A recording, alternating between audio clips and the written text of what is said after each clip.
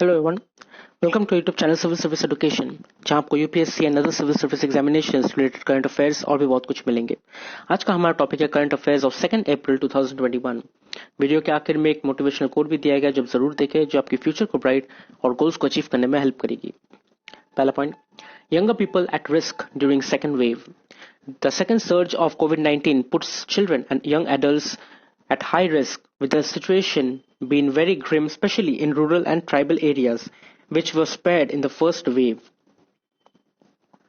So experts का ये कहना है कि फर्स्ट वेव जो कोविड-19 का आया था, कोरोना का, तो उसमें चिल्ड्रन और यंग एडल्ट्स ये लोग सेफ जोन में थे, क्योंकि तब जो 60 इयर्स के ऊपर के लोगों थे या फिर जो 45 इयर्स के ऊपर के लोग थे जिनको कोमोबिटीज है, उनको ये ज्यादा अफेक्ट कर रहा था, वो सेफ जोन में नहीं थे। लेकिन अब उनको वैक्सीन मिलना स्टार्ट हो चुका है, तो अब सेफ जोन से बाहर आ चुके हैं चिल्ड्रन और यंगर एडल्ट्स। ये लोग अभी वार्निंग जोन में है, अभी भी ये खतरे वाली जोन में नहीं है, वार्निंग जोन में है। इनको अभी सेफ रखना पड़ेगा। सो फिलहाल स्कूल्स चालू हो गई है, कॉलेजेस भी ओपन हो चुकी है बहुत जगह पे। ज्यादातर रूरल एरियाज और ट्राइबल एरियाज में ये इफेक्ट हो सकता है। Children and young adults are mostly uninfected so far and therefore are at high risk of contracting the infection. The schools and colleges are functioning in most states, resulting in high risk of transmission in closed settings.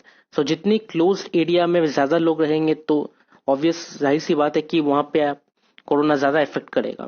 सो ये schools and colleges वैसी जगह है, तो ये बहुत ज्यादा risk हो जा रहा है बच्चों के लिए भी और जो अडल्ट है उनके लिए भी। और अगर वो घर पे ले गए इन्फेक्शन, तो फिर से ये और ज्यादा फैलने लगेगा।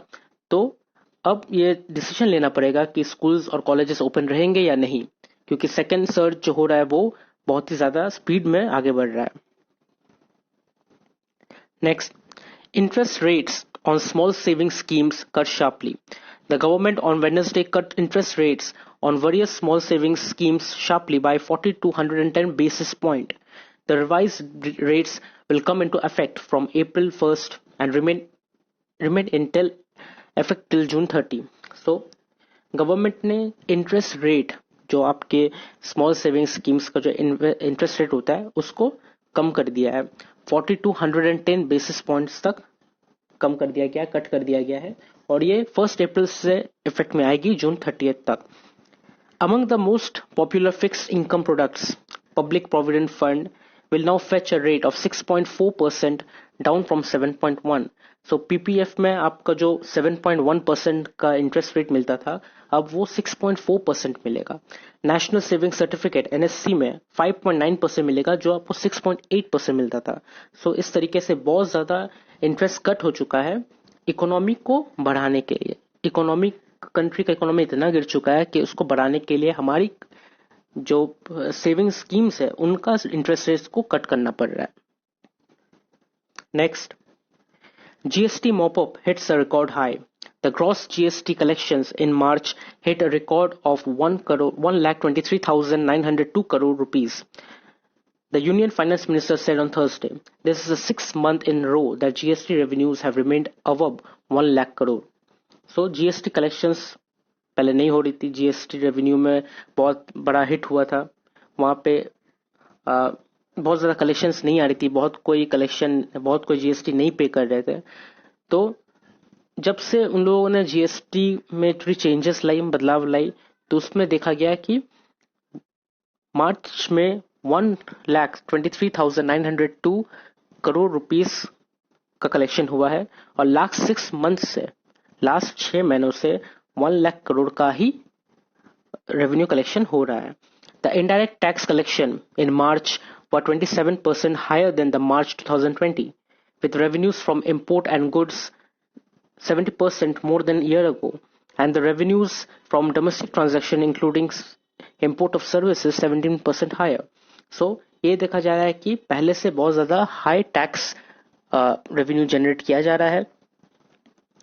जो 70% कम मिलता था ईयर अगो में, अभी वो 70% हाई मिल रहा है इस साल। तो इसमें थोड़ा बहुत हिट हुआ है, थोड़ा बहुत आगे बढ़ा है, रिकॉर्ड हाई हुआ है, शायद इससे इकोनॉमी में थोड़ा हेल्प हो। Next, Pakistan freezes plan to allow imports from India.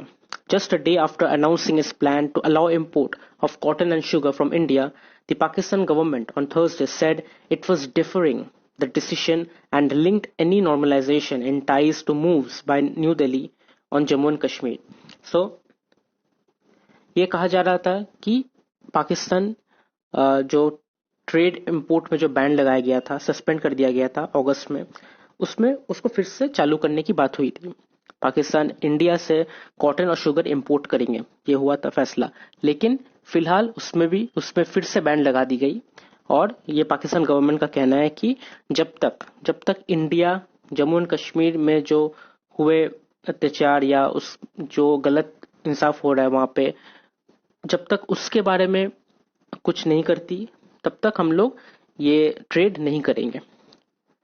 The U-turn was seen as an embarrassment for the Imran Khan government and in particular for the newly appointed Finance Minister Hamad Azhar, who had addressed a press conference on Wednesday announcing clearance by the Economic Coordination Council for imports from India, which have been suspended since August 2019. So, newly appointed जो finance minister है हमद अजहर, उन्होंने already press conference कर दिया था. Economic coordination council से उन्होंने clearance भी ले लिया था इंडिया के साथ इंपोर्ट करने का. उसके बाद जाके इमरान खान ने ये एम्बैरसमेंट डाल दिया और यू टर्न कर दिया और कहा कि नहीं, हम लोग अभी ट्रेड नहीं करेंगे.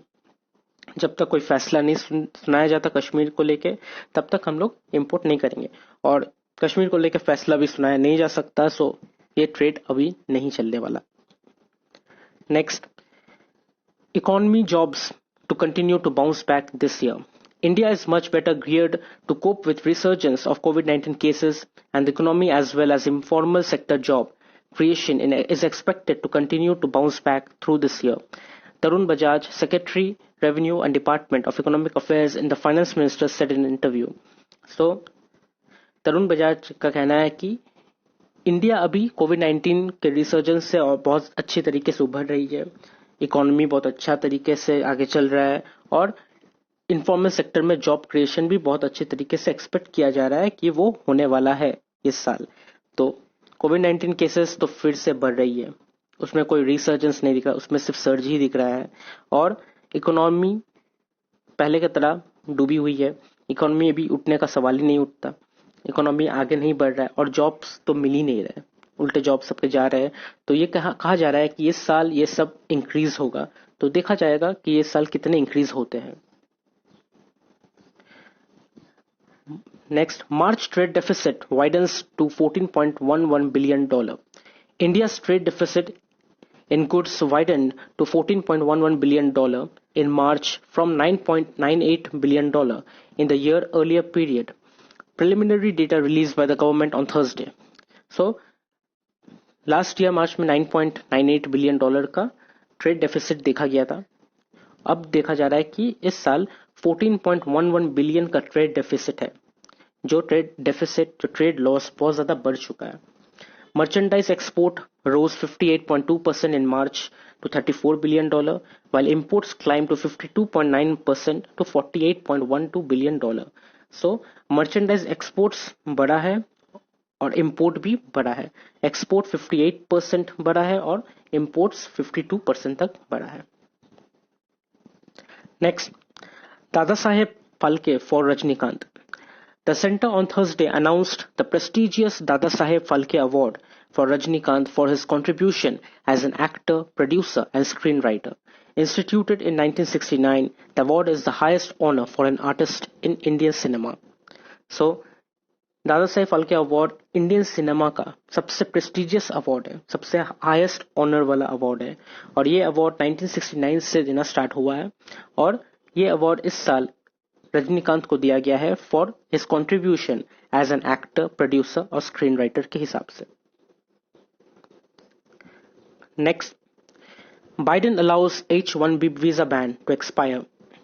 The White House has allowed a 2020 ban on H-1B skilled worker and certain other temporary visas to expire on 31st March. So H-1B visa के ऊपर बैन लगाया गया था डोनाल्ड ट्रंप की तरफ से. और ये वीजाज जो है, ये जो बाहर के जो लोग यूएसए में आके काम करते हैं, स्पेशली इंडियन प्रोफेशनल्स जो वहाँ पे काम करते हैं, उनको ये वीज़ा की ज़रूरत होती है। H1B स्किल वर्कर वीज़ा की ज़रूरत होती है वहाँ पे काम करने के लिए। और ये वीज़ा पे बैन लगाया गया था डोनाल्ड ट्रंप की तरफ से। सो ये बैन एक्सपायर होने वाला है और व्हाइट हाउस अलाउ कर रहा है ये बैन को एक्सपायर होने के लिए। इसका मतलब ये, अगर ये बैन एक्सपायर हो जाएगा तो फिर वो वीज़ाज फिर से वैलिड हो जाएगी। So H1B visas used more by Indian professionals than any other nationality were suspended by President Donald Trump in June last year, or ostensibly to protect American jobs already reeling under the impact of COVID-19 pandemic. So Donald Trump ने ये visas को band किया था ताकि Indian professionals को jobs ना मिले और अमेरिकन प्रोफेशनल्स को जॉब मिले, अमेरिकन को जॉब मिले, इंडियंस को ना मिले। इस वजह से उन्होंने इसे बैंड किया था। लेकिन अब वो बैंड एक्सपायर होने वाला है और वो बैंड को फिर से रिन्यू नहीं किया जा रहा है, उसे एक्सपायर होने दिया जा रहा है। इसका मतलब वो एक्सपायर हो जाएगा तो फिर से वो सब वीज़ास जो है वो वैलिड हो जाएगी।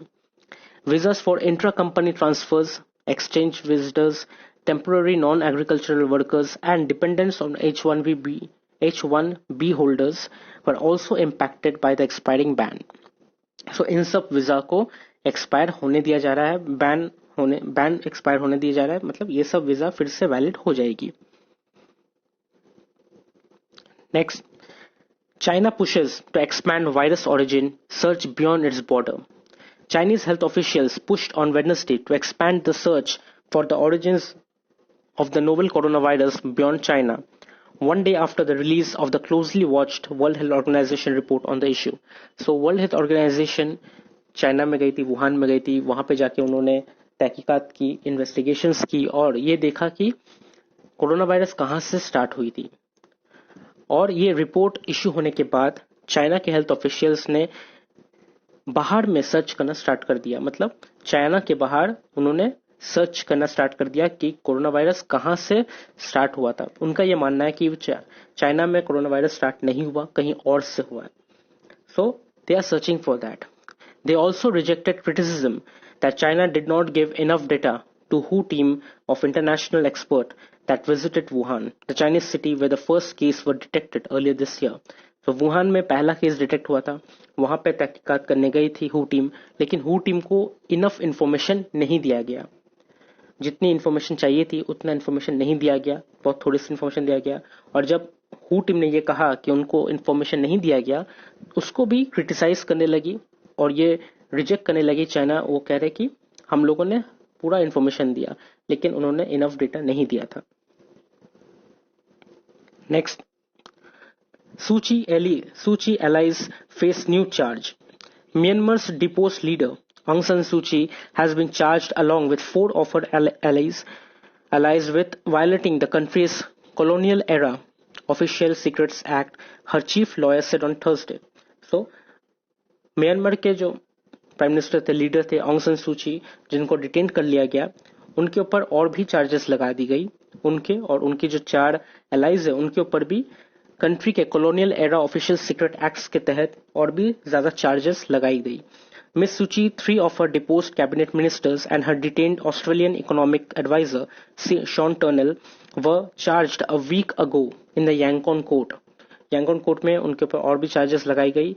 किन मुंग जाओ told Reuters by phone adding he learn of the new charge 2 days ago. तो और भी नई जितनी भी चार्जेस है उनके ऊपर लगाई जा रही है और उनके ऊपर और भी चार्जेस जो लगाई गई थी पहले, जैसे कि वोटिंग थीफ करना, मतलब वोट चोरी करने की इल्जाम लगाई गई थी और ब्राइबरी की इल्जाम लगाई गई थी। कोरोना वायरस के टाइम में प्रोटेस्ट करने का या फिर रैलीज निकालने का जो कोरोना वायरस प्रोटोकॉल है उसको ना मानने का चार्ज भी लगाया गया था। तो इस बार colonial era official secret acts के तहत उसको वायलेट करने का इल्जाम भी लगाया गया है। And next is important days, और 2 अप्रैल का इंपॉर्टेंट डेज है world autism awareness day and international children's book day. And last but not the least is today's quote, और आज का मोटिवेशनल कोट है, whatever you do don't get stuck on the one thing that ruins your day, smile and be grateful, life is too short to waste on negativity. So हर दिन को अपने हिसाब से जियो, जो भी हो स्माइल करो और ग्रेटफुल रहो कि आपको ये दिन देखने को मिला। ये सबसे बड़ी बात है कि आपको ये दिन देखने को मिला। इस दिन से आप क्या लेके जाते हो, क्या सीखते हो, क्या करते हो, ये आपके ऊपर डिपेंड करता है। अगर आप नेगेटिविटी में रहोगे तो ऑब्वियसली आपका दिन खराब जाएगा, आपका दिन नेगेटिव में जाएगा। लेकिन अगर आप पॉजिटिविटी में रहोगे, पॉजिटिव सोच रखोगे, तो आपका ये दिन बहुत ही अच्छा जाएगा। आप पॉजिटिव काम कर पाओगे, आप करियर में भी आगे बढ़ पाओगे। सो हर दिन को एक नए तरीके से जियो, कुछ नया सीखो, और जो लास्ट दिन हम लोगों ने किया उसको और ज्यादा मॉडिफाई करने की कोशिश करो। ऐसा नहीं कि हम लोग उस दिन को रियून कर देंगे। अगर नेगेटिविटी में रहे तो वो दिन हमारा रियून हो जाएगा। So don't ruin your day by negativity, think positive and move ahead. अगर आपको वीडियो अच्छी लगी तो आप इसे लाइक कीजिए, शेयर कीजिए, कमेंट कीजिए और सब्सक्राइब जरूर कीजिए। Thank you.